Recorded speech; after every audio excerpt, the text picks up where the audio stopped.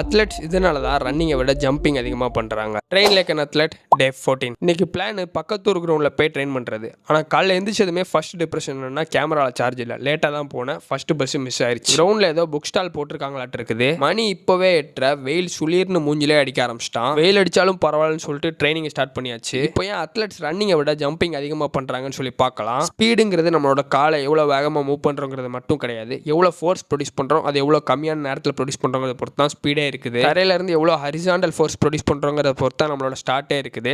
And தரையிலேருந்து எவ்வளோ vertical force produce பண்ணுறோங்கிறத பொறுத்து தான் நம்மளோட மேக்ஸிமம் டாப் ஸ்பீடே இருக்குது. அதுக்கான ஒர்க் அவுட்டை தான் ஒன்று போட்டோம். அப்புறம் நம்மளோட ஸ்டார்டிங் ட்ரபிளை சரி பண்ணுறதுக்கான work out 3 point start practice பண்ணிட்டு மேக்ஸிமம் ப்ராட் ஜம்ப் எவ்வளோ பண்ண முடியுதுன்னு பார்த்தோம். அதே மாதிரி மேக்ஸிமம் சிங்கிள் ஹாப்ஸும் பார்த்தாச்சு. நம்ம ஏன் வெர்டிகல் ஃபோர்ஸையும் ஹரிசாண்டல் ஃபோர்ஸையும் ஒரே மாதிரி ட்ரெயின் பண்ணக்கூடாதுன்னு சொல்லி ஒரு கோளாறான ஐடியா வந்துச்சு. கீழே ஏதோ மண் இருந்ததுனால தப்பிச்சேன். இந்த ஒர்க் அவுட்டை ஃபிசிக்கல் ட்ரைனிங் பண்ணிட்டு இருந்த பசங்கள்ட்ட இருந்து ஆட்டையை போட்டாச்சு. கிரவுண்டில் வச்சு ரெக்கவரிக்கான வே ப்ரோட்டீன் ஷேக்கை குடிச்சிட்டு பேருந்துல ஏறி வீட்டுக்கு பயணம். இந்த மாதிரி நிறைய ஸ்போர்ட்ஸ் கண்டென்ட் பார்க்கணும்னா நம்மளோட பேஜ் சப்ஸ்கிரைப் அண்ட் ஃபாலோ பண்ணிக்கோங்க. நாளைக்கு பார்ப்போம்ல.